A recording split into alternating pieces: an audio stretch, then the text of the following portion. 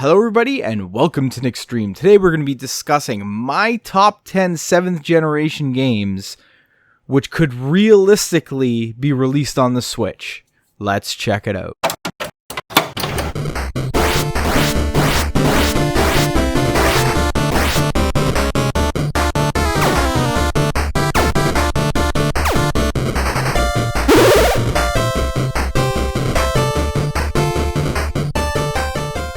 Hello everybody, welcome back. As I said before, we're going to be checking out my top 10 games from the 7th generation of video game consoles that could be ported to the Switch, realistically. And when I mean realistically, I mean rights haven't expired and they're not exclusive games to either Sony or Microsoft.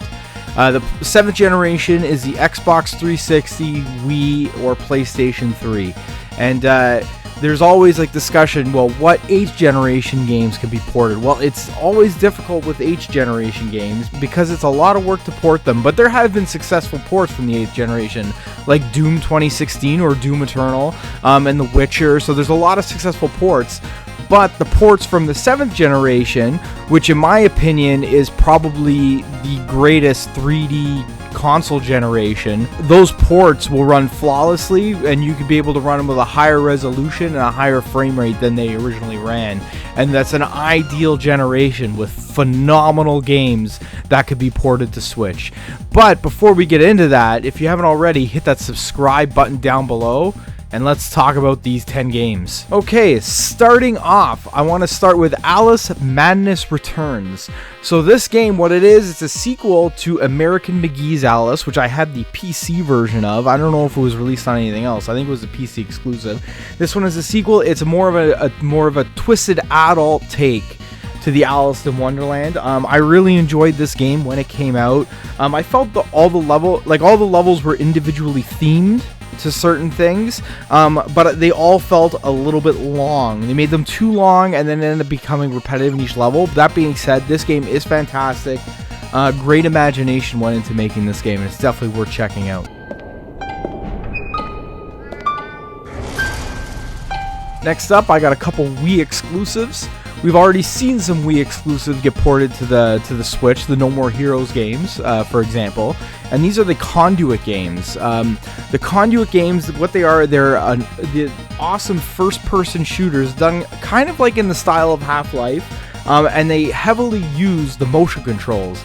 And if you've played any of the first-person games on the Wii, they're a blast to play with the motion controls. It's just so much fun, and these two were very well done. Narrated by Kevin Sorbo of Hercules.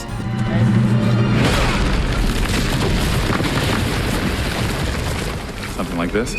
And yeah, these are awesome games. If you haven't played them, they're amazing. They are locked to the Wii. They haven't ever been ported to anything else. Definitely a lot of fun. Next up, another couple Wii exclusives that are locked to the Wii, and they're also both first-person shooters, and that's Red Steel and Red Steel 2. Now, these are two very, very different games.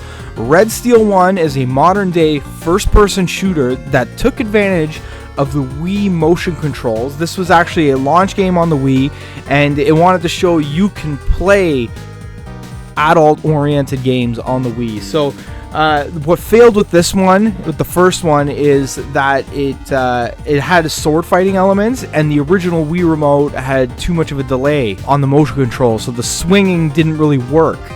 So the game was kind of broken in that sense.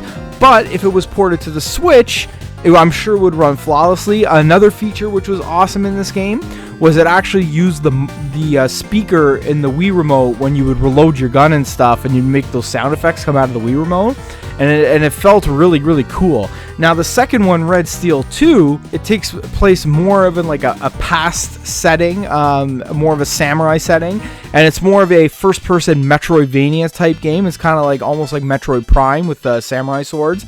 Now this one did use the Wii Motion Plus, and the sword fighting was awesome in it. So they're both awesome games, worth checking out.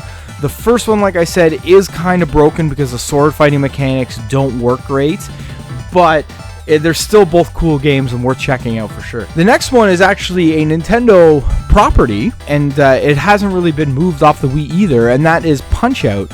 Now, Punch-Out! Is kind of a remake of the original Mike Tyson's Punch-Out! On the NES. They redid all the characters. It works in the same format. You could use the Wii balance board with it. I don't know if anybody's ever tried it with it. I never did. But the game's fun. Like, they bring in all the old characters back in. They're from the Super Nintendo and the NES version. They redo their models. And then once you beat the game, there's actually another mode afterwards where it actually changes the timing of the moves of all the characters the second time around. It becomes a lot harder because you spend so much time memorizing the movements and the speeds of all the characters and their moves, and once you beat the game mode, it completely turns that on its head and makes it a lot more difficult. Next one, I believe, could be ported. There has been some changes in the rights, and that is Brutal Legend. So Brutal Legend, the reason why this may have trouble getting ported, but it's not out of the realm of possibility, is because this game is made by Double Fine. And Double Fine, not too long ago, just got bought out by Microsoft. That being said, this is an EA published game, so I'm not sure if Double Fine owns this game or if EA owns the game. I'm not sure how it works. But either way, Brutal Legend is an awesome third-person adventure game with real-time strategy elements. It really delves into the world of heavy metal music, and the game is awesome. I really enjoyed it. You play as Jack Black. He voices his character. He's like this old school heavy metal roadie for this new age punk band or whatever, and I can't remember what happens. The band gets like pulled into hell or whatever, and you're just kind of like, it's kind of funny because you're Jack Black and you drive around in your hot rod on this free roaming area. I don't know.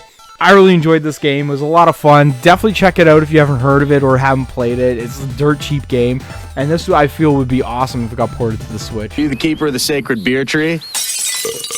Dream job. Next up are a couple games I think are overlooked and forgotten about, and people haven't really talked about them. These games are The Darkness and The Darkness 2.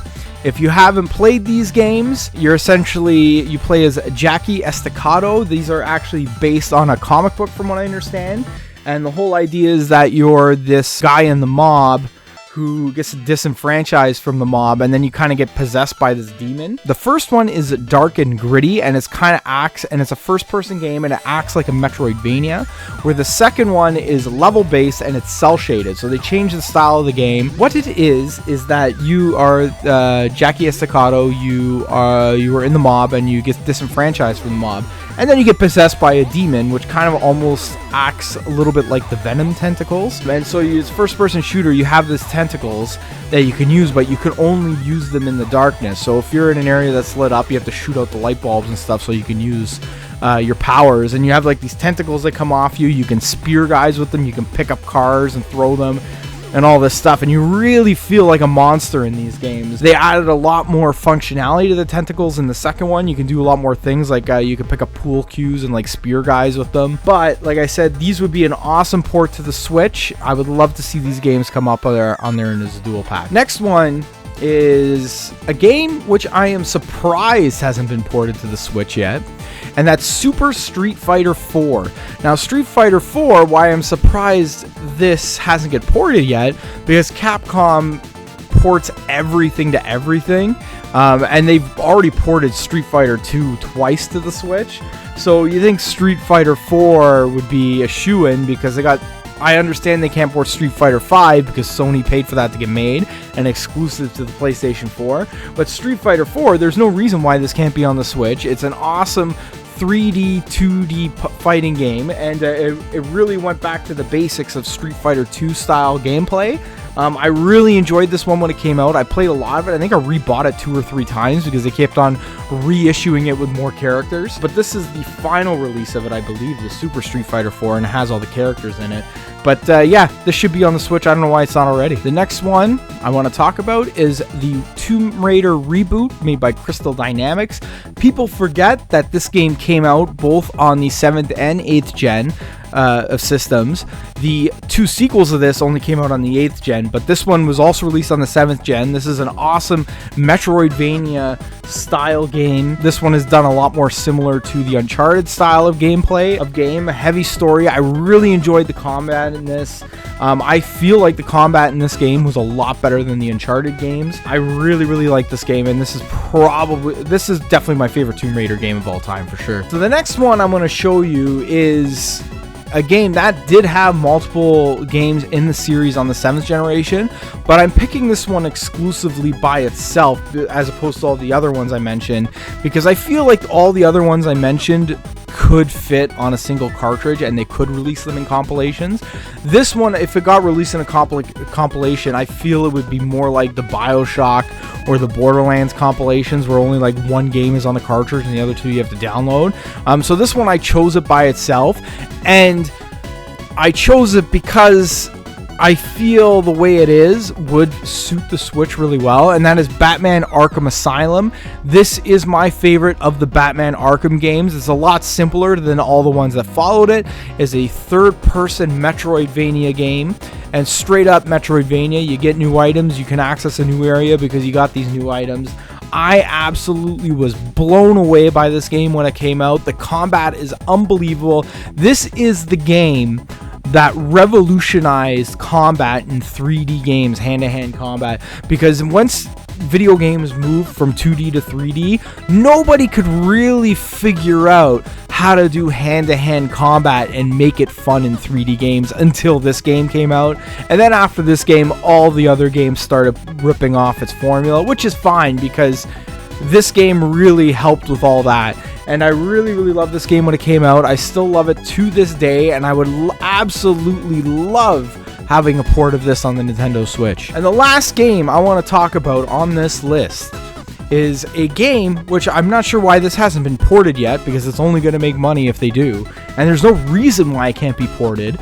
And this is my favorite game of the 7th generation. And like I said, the 7th generation is probably the best generation of the 3D consoles of all time, and this game is Red Dead Redemption. I absolutely loved this game when it came out. I'm a fan of old school westerns, spaghetti westerns, and this game felt like you were playing a western through and throughout. The gun combat was awesome. I love the mechanics of being able to lasso guys and drag them with your horse, or you could tie them up and throw them on the back of your horse for bounties.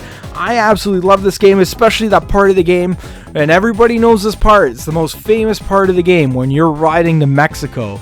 And you're riding in Mexico and it's playing that old school folk song in the background while you're riding. It's like a 15-minute ride where you're just sitting on your horse riding, listening to this song. At least it felt like 15 minutes. But this game is absolutely amazing, and I would love to get this on the Switch. I would pay full price for this, no problem, if this got released on the Switch for full price. Well, everybody, I hope you enjoyed this video on the top 10 games I would love to see from the 7th generation ported to the Nintendo Switch. If you like what you saw, hit like. If you dislike what you saw, hit dislike. Don't forget to subscribe and leave a comment down below. We'll see you later.